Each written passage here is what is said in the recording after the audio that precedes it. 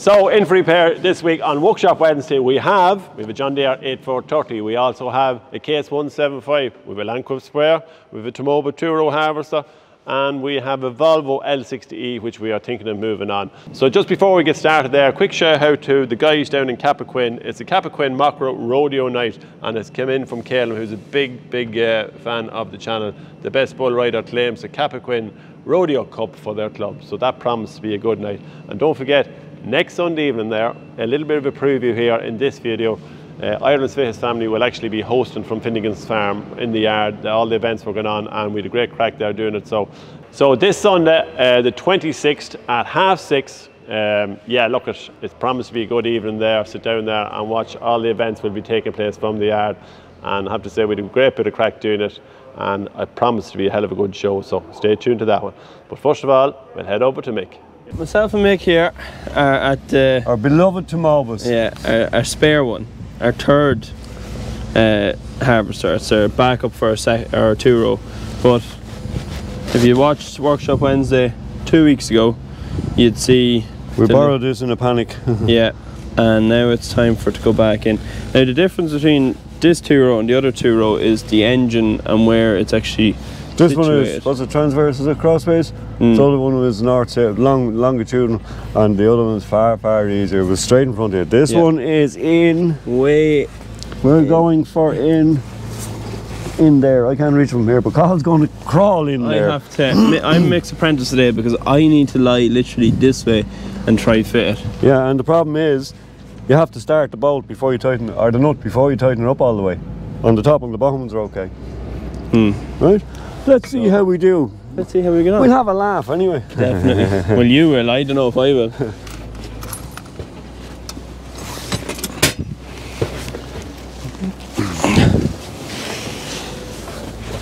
How's that seem? Do you want me headlight? Carbo's going to be your way there. Fella? Yeah, actually, yeah, perfect. There's a rag there. Give that a wipe if you can. I'd say it's not too bad. It was on the face. See where it goes. Yep.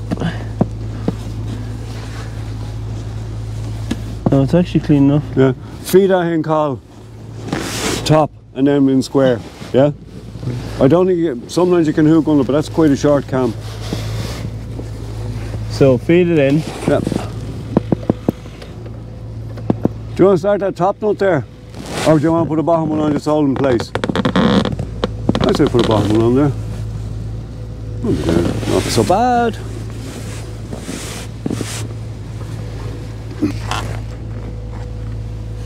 Right, how's that bottom one?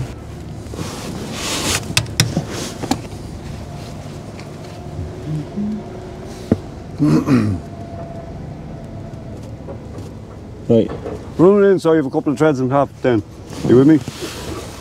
No, run the bottom ones in so you have a couple of threads on. Yep. Yeah, I have a few on each one. Just so it'd leave you one hand free. Because you won't have room for two hands in there.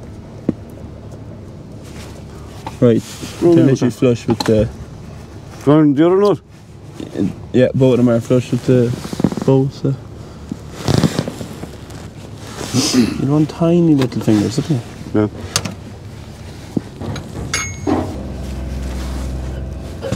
Ho ho, Mick. We're on like Donkey Kong. You want to do that dog first? I think you get the bottom of the socket, would you? Donkey what? Donkey Kong. What the hell is Donkey? You never play Mario Kart, no? Come on now. Mario wasn't even around when I was at that age. I don't think we even had television. Well, you might be sitting now with the grandkids soon enough playing it. Oh yeah. Keep you busy. They'll teach me. Yeah. Right, so this needs to go on your inside. Yeah, make sure it goes in a couple of threads before you put a spanner in here. Start it always, particularly aluminium.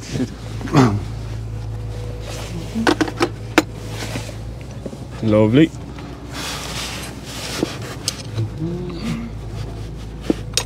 Good man, always use a ring. Just point that down a bit so there isn't a strain on the pipe when she's on. Yeah. Is that okay there? Another bit upside down. That's just me. You know, but no, they bring it down a bit. Try and keep it down around there if you can. Put a fair squeeze on that.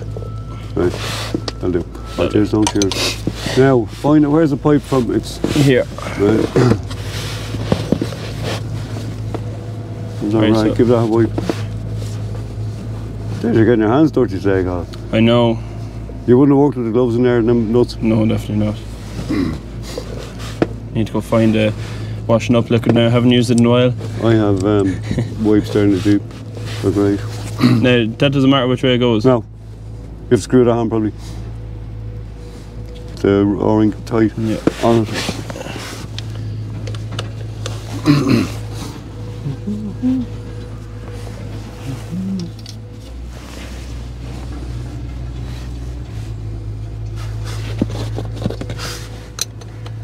Similar with that on the pipe, on the line of the pipe. If it's straight, once you don't have a hard kink on it, because over time it'll do it in, you know. Loosen that. Here's the ring. Good man. A couple of turns. Go on. Now you're going to get soaked here. Diesel should flow here, should it? Yeah, when you prime a manual primer underneath the pump.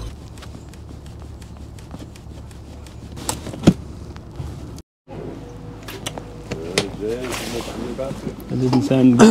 I had to be fair sitting there a while.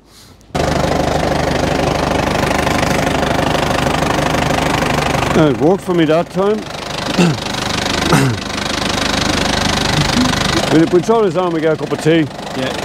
Go ahead. We're looking for fuel here.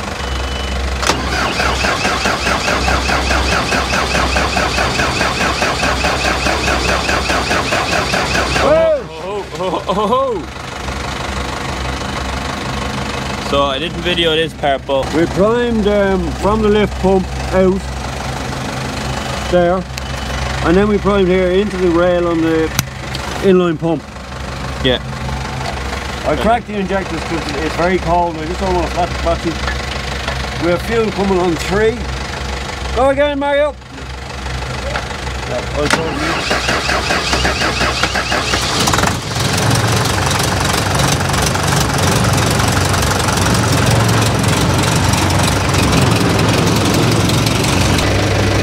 I think, Bruce. We have Mick walking away here on the CVX 175. Now there was a serious howl out of the belt. Compressor seemed to be, pulley was slipping, or not the pulley was slipping, the belt was slipping. And you really could see that, and as a result then it was giving a loud screech, wasn't it, Mick? Yeah, and it would go off once you reach full pressure. You know the way your system shuts, disconnects. Right, start her up so.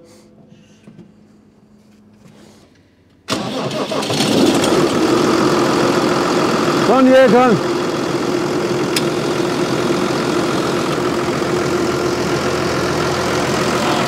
No squeal. Rev it up hard. Yep.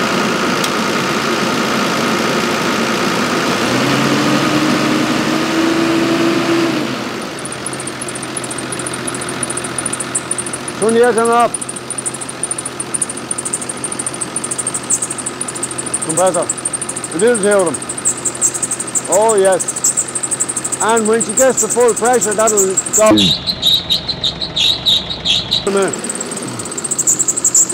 You hear a blow, and that'll stop.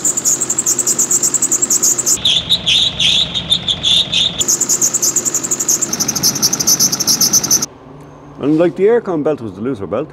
That's the strange thing. But I tightened both of them anyway. Yeah, now look, it's not just working in the best of conditions. As you can see, there's a lot of muck and crap in around it there. The sprayer track that generally gets, is always the dirtiest coming back into the yard. This is no different. Has seen a lot of hardship this year and a lot of splashing up on that now. You could wash it, but we just said we wouldn't wash it because there's too much electrical, too much wires going on in there, maybe to just give it a power wash. So what we might do is just get the big air compressor, might blow that down then and take some of the heavy, the heavier muck off it. Yeah, I'll just clean it up because that's a particularly dry engine. Yeah, it's actually a very dry engine. What, 6,000 hours in this, is there? There's more, Mick. There's 7,200 hours on it. This is on it. Yeah, so yeah, look, I mean, it just needs to be tightened up on it and cleaned in around it. Yeah, one sec. No, it feels okay. There's your tensioner there. You see that? Yeah. And there's a square somewhere. How did that loosen? I loosened one bolt. One of them must have been loose. We need to get that to go down. I'm tighten on it. The bracket there, I don't know if it's strong enough. Bleep, bleep. I can button up here, yeah? Yeah. So it's important that the compressor is working, that we have a supply of air, because the sprayer does depend on that as well, with the air assist on the back of the... And air suspension. And air suspension and all that. So yeah, look, we'll just... There's the belt tightened up. You'll see in the video there how it was slipping and how Mick is tightening up and got back on the road. So I'm just going to give it a spin here and make sure, Mick, now you have it tightened properly. Murphy's Law, isn't it? Yeah.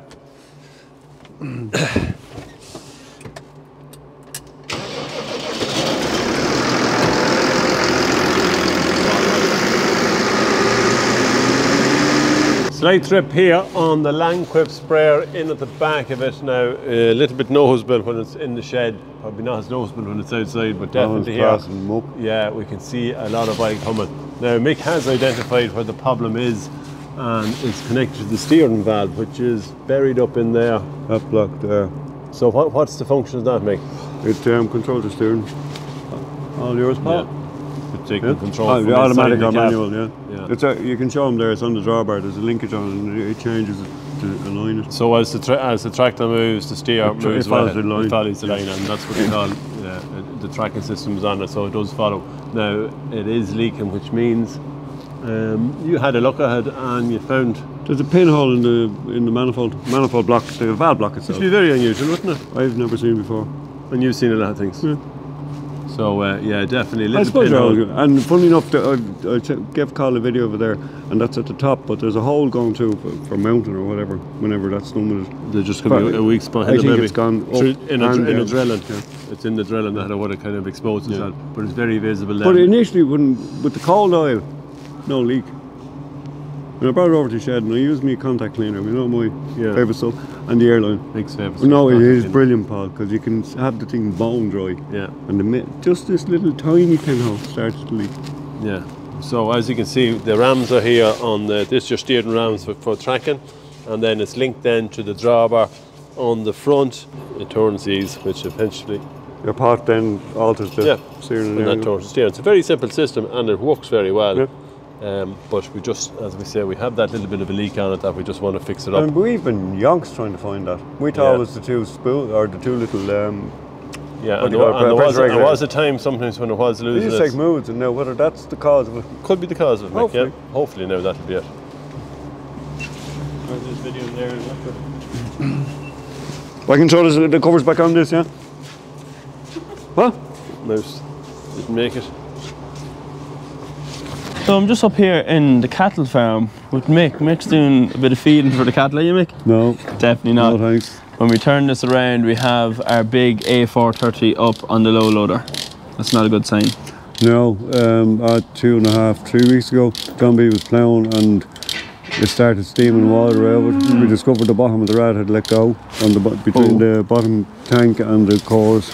Got all that out, got sent away, repaired, new radiator, fitted it, started it up, and straight away we pressure on the cap. I did a pressure test on it and a leakage test. I'll give Carl the videos of it, and it is horsing the coolant out of it. Like normally with a head gas you get a little bit in the beginning. Weeping, yeah, but you can even see when it's flew out there driving it up like it was flying out, yeah. And like the thing we do, I don't want to roast the rest of the engine, so we want to get on, quick, stop. Yeah, done. Yeah, get it up onto the low loader, and so we're not going to tackle this. We're going to give it to... I believe it's going to Kilberry, yeah. Yeah, we're going to give it to because Johnny mentioned the EGR can leak into the cooling system as well, but it's gassing up too quickly. Yeah. So we're tying it up here now, on the way she goes. Get it gone.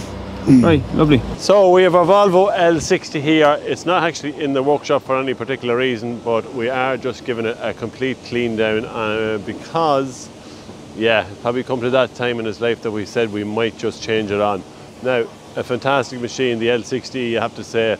It's been just a workhorse here on the farm. It's probably just getting a little bit maybe too big for what it's been used for here, so we're looking for maybe something lighter in that kind of a range. We will look at a Volvo, we will look at a few of them as well, but there's just, I think there's about 6,500 hours, that's what's on the clock there at the minute, but the clock might have been changed before we bought it. We bought it as a second-hand machine, but absolute bulletproof, fantastic engine. Anyone that knows the Volvos will know that these machines, they just never give up. So yeah, look, we have Dara there, he's just going to give it a clean down, just need to get up and clean in around the booms and that. Just check that everything, now there is an auto greasing system on it as well, so we just want to check that everything is done on it, that it's in full service and ready to go. So if you're looking for an L60E and you think maybe this might be the one for you, she's definitely well worth a look. And if you give me a ballpark price what you think it may be worth, it comes on these industrial tyres, good tyres on the front, good all-round tyres on it, yeah, very, very clean engine in it, and it's given us little or no bother whatsoever. Few issues there, I think, with fuel and things like that, filters and that, but once we had them sorted, it never looked back. So that's really it. L60, yeah, we'll be probably sad if we do move it on. If we don't move it on, it's not the end of the world. Something like this will never, the price of them will never decrease anyway, because they're always a great seller. So yeah, look, we just need to get in, tidy a few bits up under there and see what happens. So David, long hours and a healthy diet, how do we approach this one? Absolutely, so diet, as we all know, is so important. Everyone harps on about diet. It is to so many roles, I suppose, in terms of energy levels, function on the farm, pain as well, pain levels. Diet has a big impact on pain as well. So what I'd always say to anyone who is looking to improve their diet, or let's say look for a bit of advice on their diet, would be to speak to somebody trained, like a dietitian. Yep. You could look for a local dietitian or a nutritionist just to get an individualised plan for yourself. So very important that you find something that's, I suppose, going to work for you long term. Right. You know, and important that you're hitting all your different macros, they call it. So your carbohydrates, your protein, your fat, and things like that as well. So definitely good to speak to a dietitian on that front. Yeah, well, I'm going up to the dietitian here. That's John B. John B is, we're going to ask him about his diet. What does he do to work when he's working these long hours? How is he able to function and keep going? Because I tell you, if there's anyone can do it, John B can do it. So this week's UPMC video comes courtesy of the one and only John B. Yeah, John B is in the tractor and he's doing his little checks there before he sets off. He's in with David, and David has given him some seating positions and things like that just to check out, make life more comfortable and make the body more easy when he's in the cab. So another thing, David, that we talk about is ergonomics. You know, a big word, maybe not a lot of people know what it means, but it's basically how you set yourself up seating in the tractor the correct way. It's not it. Brilliant, absolutely. So we have John B in this one here on the 6930 now. Generally he's the 6920 man, but he has to, you'll have to say on this one for today. Kaylem is on the fast track. So we're looking at two comparisons of your ultimate comfort and your not so ultimate comfort, but still very functional and still very important, and a lot of them being used on modern day farms. So we hop in with John B here. Maybe just explain the seating position and how important it is. Absolutely, absolutely. Let's pop in. So John B, just following on from Paul, what Paul was talking about there, the ergonomics, so how we're set up here. So what do you think would be very important inside here in the tractor? Well, for a start, your seat and your seat position. Like if you're sitting in this 12 hours a day, 13 hours a day, you need to be comfortable, like, and have it, you know, for yourself. Like it's yourself you're looking after, and absolutely, not anyone else. Just it's based on what you want and where you want to sit. Exactly, and what you have to do. So big thing I'd always be looking at is just making sure the seat is high enough, make sure it's nice and high. Like we can raise these up, they're all on air suspension, as you can see here. And we can raise it up and down to suit your, turn on the key. Suit your height, brilliant. And you can raise it up and down, or down low, or whichever. What do you recommend as a proper? Absolutely. Well, look, we just make sure it's a nice height. Definitely, we wouldn't recommend you being too low. We generally don't want the hips lower than the knees. So ideally, we want you nice and comfortable. Somewhere.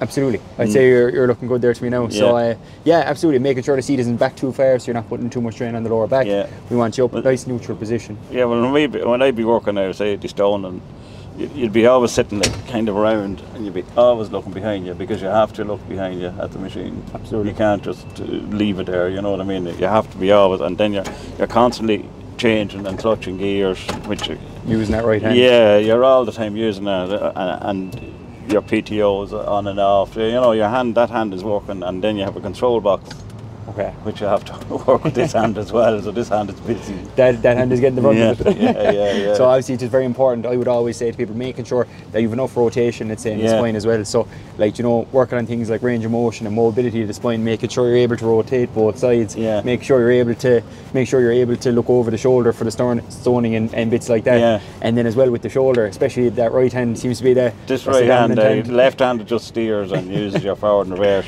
Both very important, but that right hand is definitely getting... This is a lot of work. Absolutely. Because you have a big control panel, you have a lot of levers on it, and you know, it's just working the whole time. Absolutely. And like, just so changing important. Your gears and...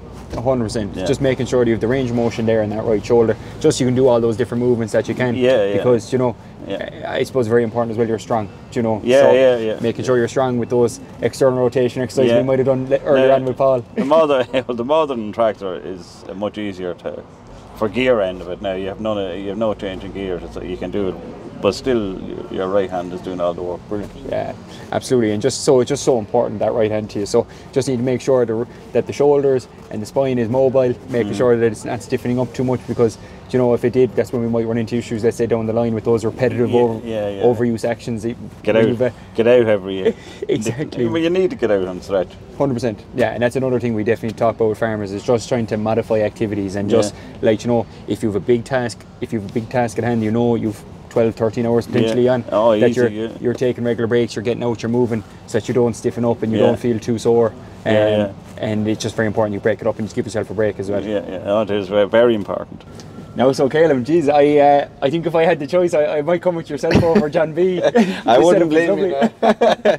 I wouldn't blame you now. So you're in the cream of the crop here now when it comes to creature comforts and the cab, pretty much. So we've full suspension all around, so the comfort alone outside of the cab is fantastic. Directly underneath you have a cooler box, just for storing your lunch, bottles of water, whatever, throughout the day.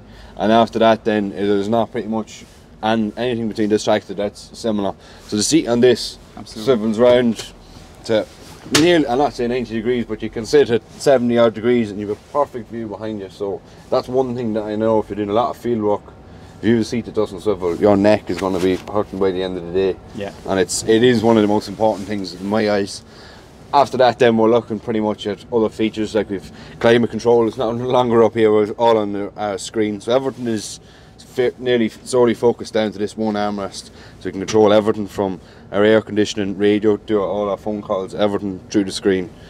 No manual gear lever in here, so I'm not changing gears, anything like that. Exactly, not as much use to that shoulder as you would have, let's say, if we compare. Yeah, no, exactly. I can pretty much sit in this tractor from the start of the day, put my hand in this joystick, maybe this one, and that's it for the day. I'm not having to constantly move and change and whatnot. So everything, I can control the majority of the tractor from this one joystick. So when it comes to comforts and everything like that, you pretty much have it here. So there's no levers, cables, anything like that on this. Everything's just refined down the way it should. Absolutely. And from an ergonomics point of view, your seat very nicely positioned.